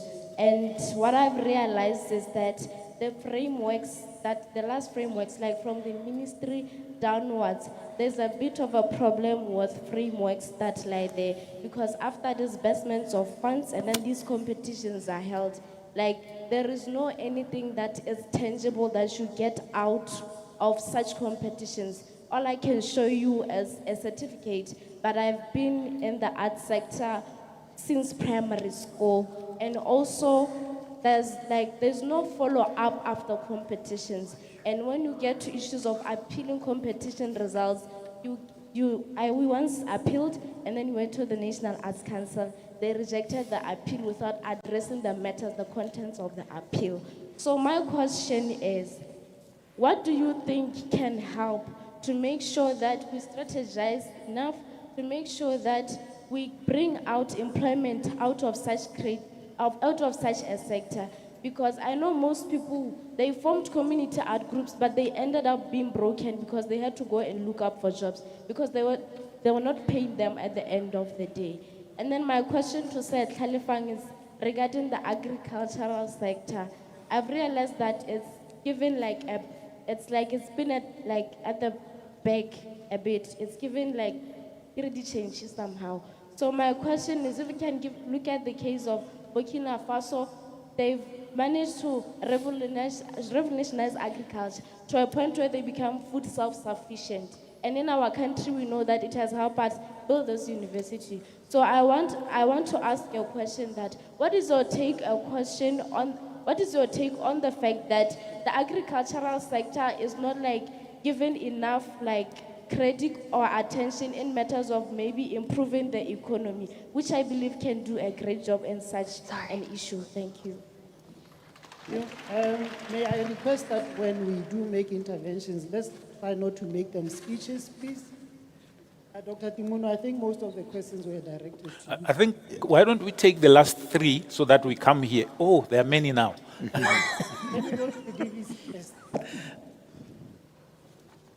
Thank you so much. My observations, seeking response from Dr. Timoni and sort of also sitting on what Piers was mentioning, and as well as Prof. Zima. A few weeks ago, the Vice Chancellor was at the TV, essentially letting the country know that the university has recognized the need to grow our graduate student population, and as such has taken the lead to waive tuition fees. But having said that, we also recognize that when we have graduate students, we've got people who are able to deliver at higher levels than the undergraduates. These are people whom the development budget can actually support by using them as researchers as part of their research work in their PhD and masters. And also recognizing, Resima, that our graduate students in health are essentially part of the health system. They're helping government already. So while we appreciate the fact that government has given the Ministry of Education a higher budget, to whom we are also going to request funding for bench fees, for research work for these students whom we have waived tuition for, we also would like the development budget to consider prioritizing funding postgraduate research for these students, because they will be delivering on those issues that are of concern to the nation. So this is where, in my view, doing more with less actually entails. So I'm thinking, therefore, that all of us need to really come to the party and support the university management. We have actually said we are growing this specialized skill to address diverse issues that are cutting across our nation. Thank you.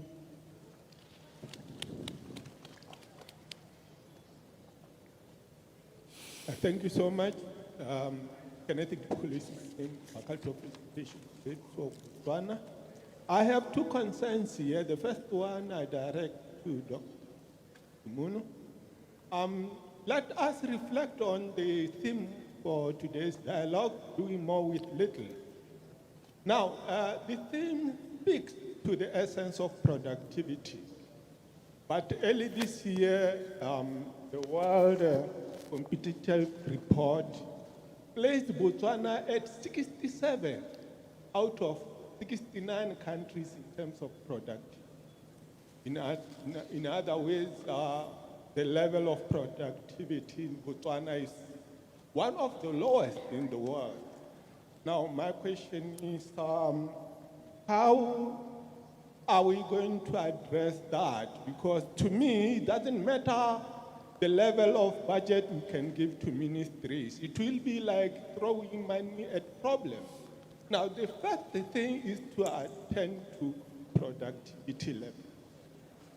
Second question reflects on digital transformation. The budget focuses on that as well. But I still develop goosebumps when I hear that a government officer is traveling to Maun to attend a meeting. To me, that is a kind of, some kind of tourism funded by the government. And I think we need to address that as well if you want to talk about digital transformation. Thank you so much.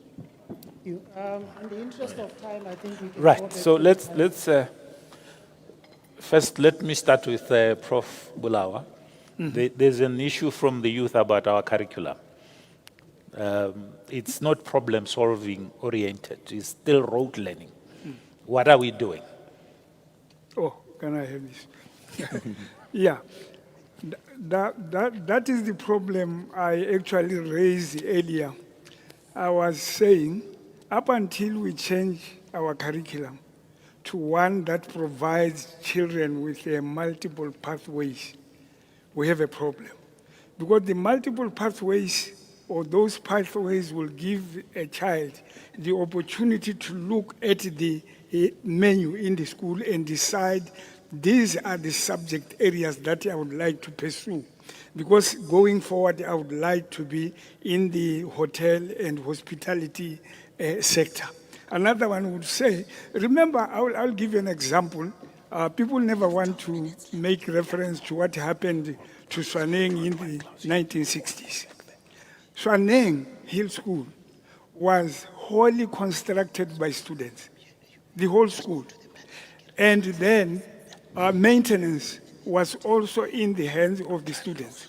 Basically, the students were doing that kind of learning that provided them with skills, and at the same time doing academic work.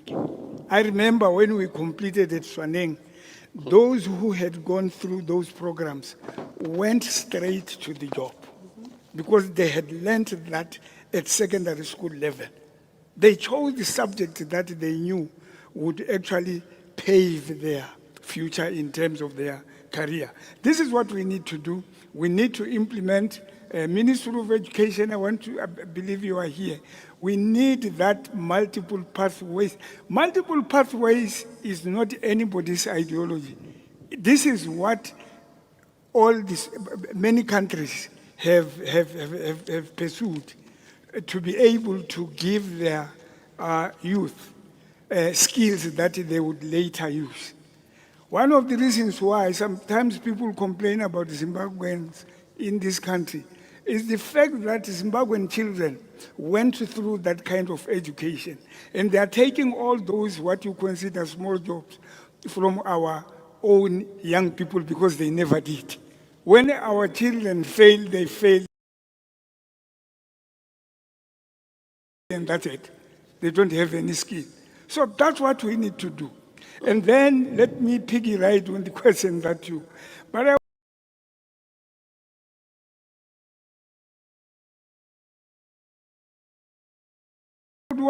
I think there's hope. You know, one of the biggest problems is that in Botswana, working relationships between the ministry and the university, for instance, is not symbiotic. When you read, you'll find that where performances, where children are taught the right things exist, is because there is that symbiotic relationship. What in those countries do is that they give to the university. I know you are struggling with money, all of us, but I think if there is money that you should not give an excuse, that needs to be given to the universities, is money or funding for research. Let these people get money, and then Prof, the VC and his team can send these people out there to go and find out how come we have regions. We have 4 or 5 regions, probably one of them, they have always been failing. And people don't care. Why are they failing? How do you have 5 regions which are failing every year and nobody seems to be bothered? I mean, when the junior JC results were released, I went to the 4 regions or 5. They failed again. They are in the region of 35% and so forth. So we need that close working relationship between the university. And I want to beg finance there. You may lack money, as is the case now, but find money for research, give it to UP, and others, I won't speak for them, but to give it to you, Yeah. the University of, yes, then we'll send people out there to investigate and be in a position to state what are the issues and how do we go about tackling them. That is what should happen. Yeah. I thank you. Yeah, Prof. Zimmer? Yeah, maybe I can just react to the British High Commissioner's question. I think he asked about what one reform that we think can happen to attract investors from. Yeah. So one of the things that I think we have a problem with in this country is communication lines and keeping them open. It's very difficult to get access to information in Botswana. We're talking digitalization, and I think that should be a start as a reform, so that when somebody wants to invest in healthcare, for example, and wants to know what is the doctor-patient ratio in Botswana, what is all that data should be at the tips of the hands. It should be. I think that to me is an important reform that we need, and that takes changing our attitudes about what kind of data are we able to make accessible to the public, and it's available. You don't need to write a letter and wait for a response after the board has met. That kind of situation. I think that's one thing. Access to data for whatever industry, I think. And one thing that I didn't mention in my remarks that I thought was also exciting is this idea of the National Health Intelligence Center, which talks about data. For healthcare, I think it's important because it says we will have access to the kind of data dashboard that will be able to make decisions like that. We have the data. I think it's access to data is a reform that we must think about. Yeah. Prof. Rapo, the way. Yes, thank you very much. I actually had like 3 questions that came and were directed at me. But if you could please allow me to respond to Marona, because just you did, when I mentioned earlier on that there's that glaring oversight of making, of ignoring certain critically important ministries. It is exactly that. We're not talking about youth, the crisis of youth unemployment. We're also talking about the crisis of gender-based violence. So to not push up the ministry responsible for gender issues, it's an oversight that we should address immediately. So thank you very much, Marona, for emphasizing that. And then pretty quickly to the issue about attracting UK investors. Yes, I love the fact that the UK is one of those that are, the United Kingdom is one of those that are in the forefront, particularly in the creative industries. We could really strengthen our own funding models through partnerships with with the UK. And the British Council here in Botswana is doing a phenomenal job in terms of research on the creative industries. So to partner with, and specifically I wanted to refer to the UK creative industry cluster programs, because as I said, they're well ahead of us, and this is something that we could partner on. And then also partnerships on the digital literacy programs and research, as has been mentioned already. This is something that we should do, and the University of Botswana is well placed to partner with the UK on that front. The issue about competitions, I am completely aligned. This completely resonates with me as well. I do believe that we need sustainable funding models. Competitions are never the best way to go. I completely agree, but we have to start somewhere. And I do think that the government is making the best efforts and the appropriate investment to lay the foundation for that, to address this issue. For example, when we talk about the National Fund, the references to the National Fund of Funds, I think that's absolutely brilliant because it will serve the sector.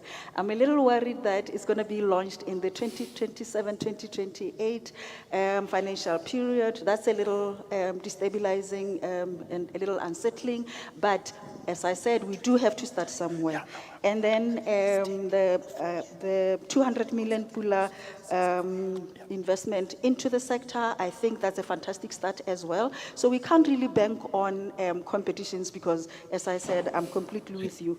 And Yeah, then there are other areas. Let's wind up on your. Sorry. Yeah. Oh, sorry. I get so excited about my sector. There is the levy on technical devices as well. So you shouldn't. The creatives are encouraged to look at other avenues of support and not just competitions. Thank you so much. Yeah. Dr. Tumuno? Oh, okay. I think let's get Cornfield first, very quickly. Okay, I'll be quick. I just wanted to touch on the education piece and the relevance of the programs. I do understand that that is a challenge, and some of the activities that we are doing at the University of Botswana is, and this will go, it'll lead into partnerships and also in the UK, but is with University of Toronto, for example, we've embedded an online program, 7 modules for entrepreneurship that's open, so that even if we can't at this point immediately change curriculum because of the processes and the policies, we're trying to come up with solutions as well that would be able to upskill and support new areas of development. In terms of the UK, that's great to hear. To Your Excellency, I think I agree with my colleagues on the digitization. We do have, we're developing some partnerships with UK universities. We've just had one on higher education development. We're working on also partnership around biological engineering, biology engineering. But we're also quite interested on the data and the AI piece, both with education institutes and industry that could support. And I think in terms of as well, we talked about the data. One area that is really, before coming here to Botswana, it still is, it's hard to find what is the expertise, what data do we have. So this is a really important area, not only for our own decision making in country and amongst ourselves, but also to support that investment opportunity and where we can attract investment. And I think the gender piece. We did have last year, we had one of our fantastic researchers here specifically to speak to gender, and I think that that's something we should make sure we include next year. Yeah, Dr. Talifang, I think there was a specific question for you before we go to Dr. Tamu. Yes, the question was on agriculture. Yes. It seems to be under the impression that agriculture is not prioritized or supported, but if we look at all the government budget and the national development plans, there is always emphasis on the agricultural sector. There are funds currently that are allocated to the agricultural sector. If you go to the government website on Botswana Economic Transformation Program, you'll find a specific project geared to, the agricultural sector. So I do think that there is substantial allocations again made to the agricultural sector. I think the issue for me is, we see allocations to this sector, but the returns, the output that we get, are we getting value for money? And the way the subsidies or the assistance provided to agriculture at the end of the day, is it going to the farmers or not? And I think it's high time that we ensure that the real farmers stand up, and that's when we'll actually start seeing, output, coming up that is commensurate with the amount that is spent in the sector, not absentee farmers. Thank you. Yeah. Thank you, Dr. Tamuno. You will be the last, but be Thank short you. as well. We are All right, at tail end. let me do with the British one.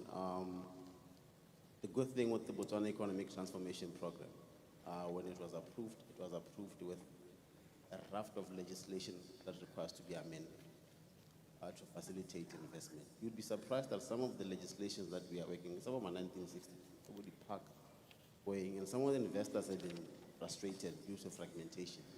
One thing just to change a land use, for instance, it will take forever. The board has to say it, then the investor ends up being frustrated. So we have a list of legislation that we have sent to ministries. Say, look, we need you to amend these as soon as possible so that all the projects that are in the BETP investors are not frustrated. The issue of subsidies on yes, agriculture, for instance, it has been recognized as the #1 priority sector when we are looking at those priorities. Agric is #1, mainly because of its labor intensity and its close proximity to the rural population, especially women like our mother said, for instance. So the subsidy programs that Dr. Shalfang is talking about, we are also reimagining those subsidy programs through the proxy means testing. Are we really giving these subsidies to the people that are supposed to be getting them? Or is me or Shalfang that are getting the subsidies, for instance? So we are also looking at that proxy means testing for the Ministry of Local Government, over above all the subsidies. The issue of productivity. The Botswana Economic Transformation Program. Remember what I said earlier? I said we are inefficient in how we allocate capital and how we allocate labor. That's inefficient use of labor. You know, the way that we have cost overruns for projects, that's inefficient use of capital. So the Botswana Economic Transformation Program, the projects that you see in there, they have gone through a rigorous project appraisal process, project selection process, cost benefit analysis, to ensure that every project that is in the budget is well costed and there is proper monitoring and evaluation. Historically, we used to just have a long list of projects that basically are not well costed, not well thought of. When a project is implemented, for instance, over time we have cost overruns because all the pre-feasibility studies were not done in time. So yes, we are addressing that through the Botswana Economic Transformation Program. The issue here, VAT member. Totally agree with you. The VAT Amendment Act 2025, it also had remote services in it. And we are in consultation with other stakeholders, like the tourism industry, for instance. So we have a tax bito. So we are all invited to come to the tax bito, so that we all look at these taxes, the income tax bill, we all look at the custom tax bill, we all look at the VAT, zero-rated items, we all look at everything with all the stakeholders, such that all the reform, the tax reform, is well understood and everyone has a buy-in in it. Because tax is not a punishment. We also have an obligation as government to demonstrate to everyone that with the money that we are collecting, we can deliver the services to the people. The issue of the toll gates, it came through for the budget consultation, let's put the toll gates. But there's two schools of thought to it. Bankanya pothole pele or demonstrate le gore ga tsama di mo gore no ta gona go bankanya pothole. Bangwe ba re other countries go bele ditanka hela go collectiwa ba hela lo ya no collector ta bona go pele. So I think that's one of the areas in which we are also looking into it. Please allow me to stop here. I'll get more questions. Thank you. Let's have a round of applause for our panelists. They've done a lovely job. At this stage, let's have some comments from the Minister, Assistant Minister, Honorable Sean Tyler.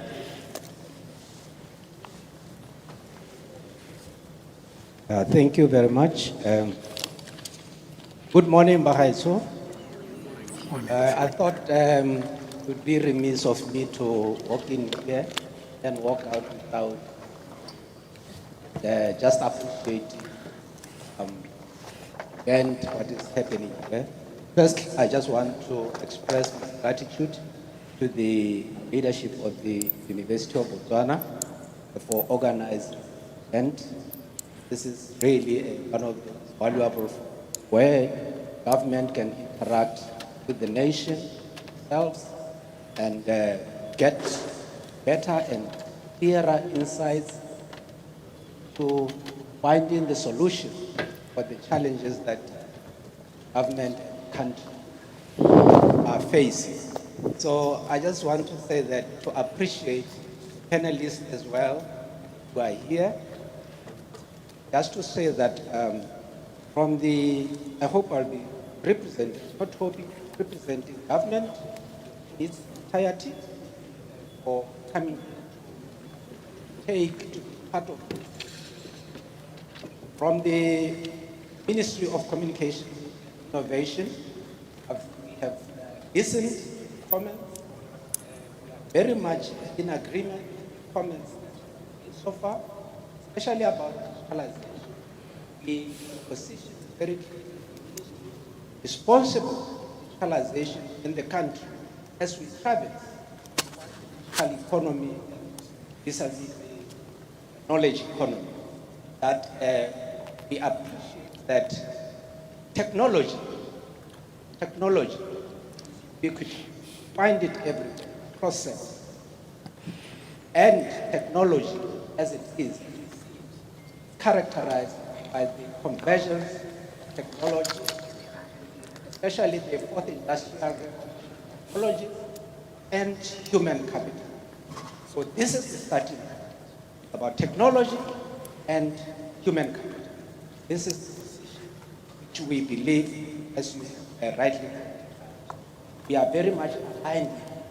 And I want to assure you that one of our major partners, University of Botswana, University of Botswana Institute of Science and Technology, are very much aligned with these universities. We have already started a process where we engage all our partners, stakeholders, and we are very grateful to our partners who are helping us in the digitalization journey, especially the European Union, who have been very helpful, providing us with the much needed assistance. So I just wanted to say that as a response or some of the first steps towards taking this journey of digitalization, that government has already,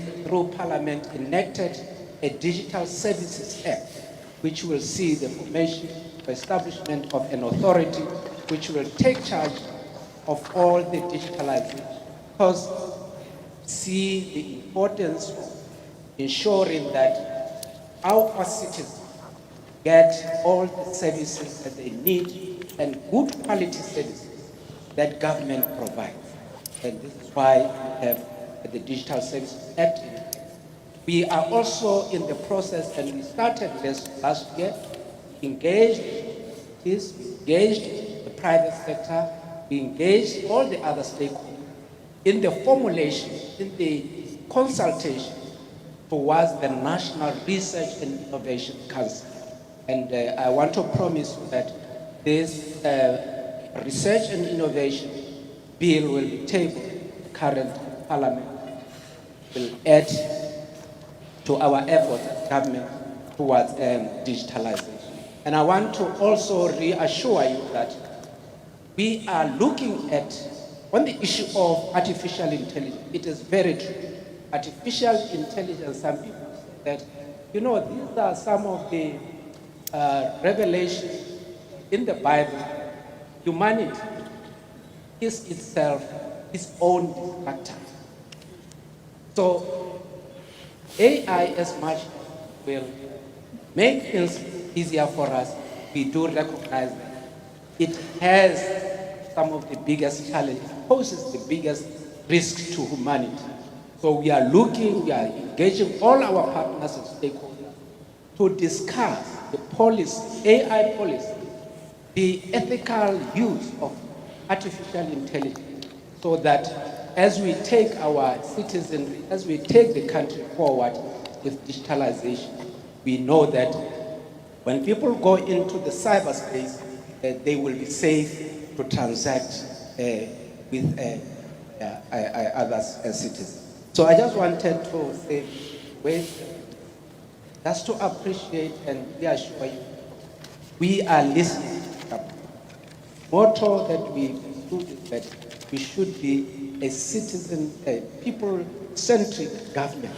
That means listen and engage with you and involve you. We go together. It's not a government journey alone of transformation, digitalization transformation. We believe that at the moment, there's a huge gap in the area of digital skills space. So we recognize that there's a lot that needs to be done, and it can only be through institutions like the University of Botswana and other institutions, higher learning, and the society at large, whom all the work is done to provide for them, that we involve them from the start. We should not involve them. We should not be seen to be doing things for them. We should involve all the citizens. This is the position that I just wanted to appreciate and humble myself before you I thought I could not just say something. Thank you.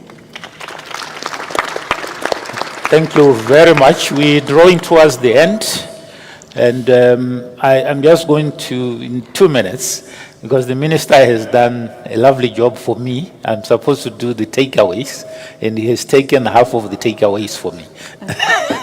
I think if you listened to last year's budget forum and compare it with this year's, one of the clear things that is coming out is that we have stopped crying about what the problem is and lamenting about problems and problems.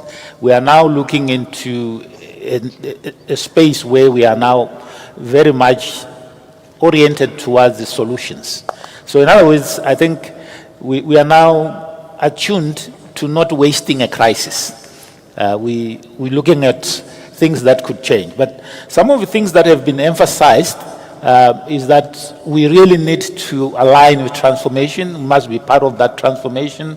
This is the time for UB to be spearheading, together with other universities, the knowledge-based society and economy, that they must be driving this. And to do this, obviously, we need more funding on the research space so that we can provide those solutions. And one of the key aspects coming out of all of these is that partnership is very important. We are not in an era where we should be engaging competitively, but much more in a way that we partner and win together. There's also coming out the role of digitalization, that we must embrace it. We have AI. Let's do the good part about it. Let's throw away the papers and make sure that we are efficient and effective. So in an era where you now have less resources, doing more with less means you must also be efficient, you must be effective, you must try and inject productivity. Reta Timuno has also shown you, Dr. Timuno Said, where our biggest concern is, which is total factor productivity. It's a function of resources, ourselves included, that the poor work ethic is a time now to break those cultures. We need to change from those unwanted cultures. Both in universities and government, it means we now need to be oriented towards outputs. I know in government in the olden days, I don't know now whether we are moving, they would have a performance plan that talks about how many meetings we attended, and that's the output. Let's move from processes and go to outcomes. And those outcomes must also touch on lives, the lives of our people, especially the young, the youth who are either unemployed or they're still in school and they're already thinking when they come out of here, they will be unemployed. So we've got an opportunity to try and change our economy and make sure that it is serving its people. So on the last one, I think research funding, I want to emphasize it. It's quite key. Otherwise, we need that also for purposes of policy making that is informed by research. Otherwise, if we're making policies that are just coming from our gut feeling, we only find out after we have implemented the policy that it didn't need to be there at the time that we are doing it. So I think this is, in a nutshell, what I think I pick up for this morning. But there is room for further engagement. But the takeaway from UB point of view, I'm not doing the marketing. There is lots of resources that can help work with the government and the other partners, the private sector and other development partners, to help move this country towards going to be a high-income country, as espoused in our Vision 2036. So thank you very much, Dr. Squati, and have a lovely morning. We enjoyed interacting with all of you. Thank you. Thank you, Professor Spande, and thank you to our panelists. As we move towards the end, I will be calling our DBC Research and Enterprise, Professor Ramogola Masira, to give us closing remarks. You were. Oh. Thank you very much, Director. This excellent gentleman. What a wonderful morning we've had. I ride on the protocol that has already been established and just say that as a university for the people, by the people, we truly believe that it is important that our voice is heard and is engaged in the national discourse. We just heard that this budget is the most important statement of government. And we can all agree that right from the Vice-Chancellor, the Resaid for setting the tone in terms of the highlights, the perspective from higher education by Professor Tabulawa, that, and then of course our panel of experts that has been skillfully moderated by Resipambe, and all your questions and your comments, that we've truly had a rich morning that will continue. It doesn't stop here because the budget is for 2026-2027. And we as the university believe we must be the catalyst for interrogating, but most importantly, for providing solutions, as the moderator has said. We really are grateful that you are here today to support us. I would like to thank our three ministers, Ramohwasa, Salakai, Lerentaile, who took the morning to be with us, our PS, Professor Tabulawa, our previous PS, Memang Komazana, for being here with us. We're particularly thankful to your continued support, Chancellor, for being here, and the leadership of David Norris and our executive team who are here to support. And of course, we can't have an event like this without an audience. And we've had an audience from the academia, the students, the community, the industry, the diplomatic corps, and everybody in between. And this event was really put together by the Division of Research and Enterprise, together with the Faculty of Social Sciences, in particular, the Department of Economics, supported by our able public affairs, who have been able to do this and set up this beautiful venue. We're grateful to all the media houses that are here today, the caterers and the photographers and the sound system that is excellent. And we really are just saying, this is what the University of Botswana is all about. It's about excellence, but most importantly, it's about engagement and impact. And we are listening, and every year this will be a much better event. Last but not least, our able directors, thank you very much for steering the ship. We're only 15 minutes above the time we contracted, and I thank you for that. I wish you a good morning, everybody.